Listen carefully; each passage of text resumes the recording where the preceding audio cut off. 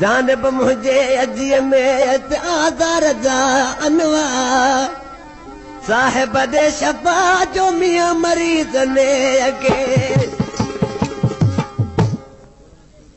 फरमाशा गुलाम रसूल खान जी ऐं हबीब खान जी ॿिया न दोस्त हिन कलाम लाइ हुननि फरमाइश कई दोस्तनि मुंहिंजो उस्ताद जो कलाम ॻायल आहे असां दोस्तनि खे ॿुधायूं था ओ मुंहिंजा मिठा किथे करे मुका पुछण जे वास्ते मुंहिंजा मिठा